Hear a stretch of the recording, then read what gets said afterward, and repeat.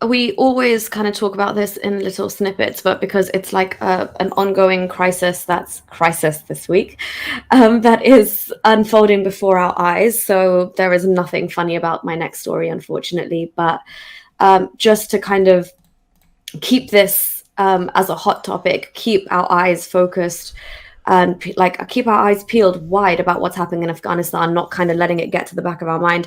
I just want to share a story again, and this is a bit of a dig at my country because they need to do their bit.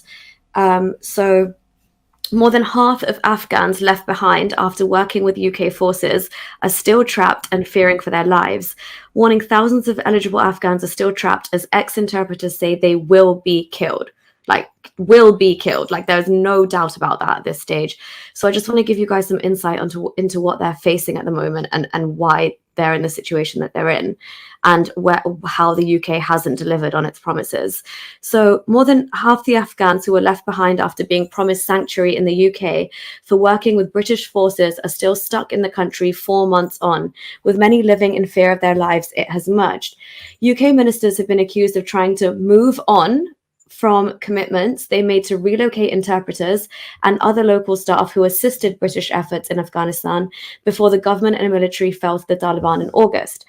Thousands of Afghans are said to be living in fear of death in the country, despite being eligible for resettlement in the UK under the Afghan Relocations and Assistance Policy scheme that was set up to transfer those who helped the British military to safety in Britain. Former interpreters have told The Independent they are in hiding with their families because the Taliban is searching for them. So these guys are actively being hunted down. It comes after Western states acknowledged earlier this month that the Taliban had been carrying out targeted killings of former members of Afghan security forces. Last month, a report by Human Rights Watch documented in just one investigation more than 100 killings of ex-government and military officials. While hundreds of former UK staff and their family members were transferred to Britain during the UK's mass evacuation of Kabul in August, known as Operation Pitting, it later emerged that 311 had been left behind. 311, yeah, that's the conservative figure of just these people we're talking about in this article. So there's plenty more. In September, Boris Johnson said the government would do absolutely everything. All right, Boris. It could to ensure that those people get the safe passage that they deserve. So have they? No. Foreign Office Minister James Cleverly has now confirmed in a parliamentary written question response that of the 311, more than half, 167, remain trapped in Afghanistan, with 99 now in the UK and 45 in third countries. Former Defence Minister Johnny Mercer told The Independent the true number of Afghans eligible under the ARAP scheme who are still trapped in the country would be considerably higher. We have left thousands behind, not 167. Those are simply the ones who had a response to the ARAP program. Those figures are simply the number who were called forward but didn't make it to the airport. The point is, the ARAP program was so ineffective, the thousands of people who we should have rescued didn't even get a response from them. This is where bureaucracy and things like that fail actual people who really genuinely need the reassurance of a country that has promised to get them out of effectively a war zone that's in a humanitarian crisis. Anyway, consequently, they have left the vast majority of the people that we owed extraction to behind. Many are now fearing for their lives. All the ministers know this, so they're aware of this information, but they are determined to move on from our commitments to these people, which is the reason I wanted to flag this, because we just can't let this get out of the spotlight and let these MPs get away with this. One former interpreter who worked for the British troops in Helmand province for 14 months told The Independent his ARAP application had been accepted, but he was being told by the UK government to travel to Pakistan, which he is unable to do so because his family do not have passports. So that's absolutely a redundant prospect for him. The 26-year-old, who has a wife and 2 children, aged 5 and 6, said, "We're staying with relatives in Helmand. There is a high risk. It's very dangerous here. Every day we're threatened by the Taliban. They're searching for us. We're hiding. We're not going out. It's a bad situation." Can you imagine living in this hide and seek cat and mouse situation day in, day out? I don't know why the ARAP team is working so slowly. Why are they not paying attention to us? We are eligible. We are waiting. There is no good chance of life. It's clear that our life is in danger. We will die. We will be killed. A former Foreign Commonwealth and Development official disclosed earlier this month that chaos, failure to allocate resources, fatal delays at critical times, and a lack of communication in Whitehall severely damaged the British government's Afghan evacuation operation. So it was completely mishandled on the part of the UK government. It was a complete shambles. Tens of thousands of pleas for help from those under threat went unanswered in a system incapable of handling the situation. While some of those who were abandoned were subsequently murdered by the Taliban and other Islamist groups, the whistleblower Raphael Marshall said. This article is quite long, but you guys get the gist. So I just wanted to highlight this because obviously the Kabul evacuation, which we also did talk about, it was the biggest operation of its kind in recent history to relocate people. It relocated over 15,000 people. And since then, the UK government is doing their part, but they're not doing enough. And that's what I want to kind of reiterate. So they've supported a further 1,500 people to leave. And that includes more than 800 of them who are eligible. But we cannot forget the ones who are literally day in, day out scared for their lives. And I think pressure needs to be consistently put on the UK government, and we need to maintain that they stick to their promises. And this is just not another one of those things that Boris can kind of swipe under the carpet and let us forget about. These people deserve the right to come here and start again. This whole stream Really, is that? pretty much me saying the ones who work for who. Oh, sorry. Sorry. Are you done with that? Yeah. Go on. What I just want to discuss the elephant in the room. So Go on. obviously, whatever is happening to them and them being punished for helping the allied forces, and then because of that, them getting killed, sends a very, very bad signal to everyone else that it doesn't pay to stand with the West because they're going to abandon you. So that let's just get it out of the way. Mm-hmm. The second thing is, we already know a lot of people, and we've also covered quite a lot of stories where some people actually did come. To manage to come to the UK and the United States, and thousands of people.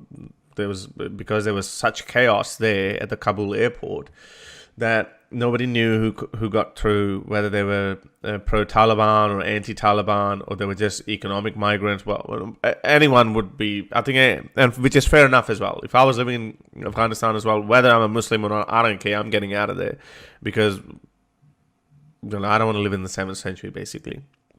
But the question here arises, and I think you've spoken about it before, but I think in light of this article, we probably need to clarify our thoughts. I have always spoken about strong vetting process, whoever comes to these Western countries. We know that these are humanitarian issues, and when it comes to humanitarian issues, we need to take people regardless of race, age, religion. With religion, I'm like a little bit concerned because there is one particular religion that has certain values that are not compatible with the secular Western liberal values, such as child marriages, throwing homosexuals off rooftops, etc. Anyone who doesn't believe me, just go and have a look what people like Mohammed Hijab, etc. say. These guys are born first, second generation Muslims living here in England and in other parts of the Western world. So how many of these people are actually not happy with the Taliban, but they still have those values that a lot of people in these Western countries are already concerned about? And they're saying, whoa, hang on a sec. Let's put a hold on these migrants who are coming in. We already know what happened in the wake of 2011 Syrian refugee Middle East migration crisis. A lot of people came in. I obviously feel sorry for them. I saw the photo of their washed up kid and my heart goes out to them. That's all fine. But again, there's one thing, and the survival of the whole civilization rests upon that, is that if we want to live together, then we have to find a common ground and its common values that you and I can believe in, which is freedom of religion and freedom from religion. Are these people who are we letting in believe in that? There's another news story that I was just reading. Again, Okay, I probably shouldn't mention because then people will say, "Oh, isolated incident." But there are known issues. The number is in thousands. We've quoted studies from Sweden, Belgium, France. These numbers are going high, and I just shared that Muslim prison population in the United States Muslims represent 9.4% of prison population in the United States when they only make up 0.6% of the entire population. Every other denomination, Hindu, Sikhs, are on par with the actual thing. So, do you think it's okay to be concerned about that? And what are your thoughts on that? Whether we should, we shouldn't just like, I feel sorry for these people, but there should be one more layer of before we take people in. Yeah, no, for sure. And I think we have talked about that before. I definitely think that in order for these countries to be able to uphold their values and maintain public safety and just guarantee like assimilation and, just like society flourishing and being in the most pluralistic it could be, you need to vet people. But that's a huge thing. Like that, it's when you say vet people, it's really hard to actually say, okay, what can we do to make sure people are vetted thoroughly? And so we Do you can believe in child marriages? Yeah, I mean that's one way to do it, but also, for example, this article that I was just sharing, and the people that this is referring to specifically, are people that were very much working with the British forces, and therefore they were already before this they were eligible. That connection is there. These people are actively working, and they've dedicated years of their life to working with the British forces. So I don't. I think what you're referring to are more of like, say, like fresh new refugee applicants of, let's say, just a regular Afghan family who had no affiliation either side. And so we have no idea what they believe in. But these people, I think the ones in this article that this is specifically referring to, have such strong connections with the British forces. They were already eligible for relocation. And I think, obviously, if you're working for the British forces, unless you're doing some next level Dakia scheme, the British forces would have already kind of like vetted you and prepped you. You're working with them. You're giving them information. You're trying to establish a new country with their help, which is actively against the kind of regime that's just taken over. So I don't think that same level of vetting applies to these people who are already promised that they should have the right to come here. And I think that that's why the UK government should follow up on this regardless. But in terms of actual, yes, refugees from Muslim majority countries who say they are fleeing for XYZ reasons, they should definitely, it could be a simple survey questionnaire, like you said, just freaking throw questions at them and see if they say yes or no. It could be as simple as that. It could be more complicated. You just don't want it to be so heavily skewed towards religious discrimination of one group against another. So it has to be a very kind of across the board set of parameters that you put everybody into that same process. But yeah, I think these people in this article definitely were like in cahoots with the British forces, so much so that for me, in my eyes, they're let's say, imagine it as an organization, they're part and parcel of that. They're not fresh applications where we have no idea what these people and their families and what kind of mentality they harbor, or whether they're Taliban sympathizers. That just wasn't at play to me in this article as much. But I completely agree with you in the other sense. Right. If you like these videos and want to support me in my activism, then you can support me on Patreon or PayPal. Stay free, everyone.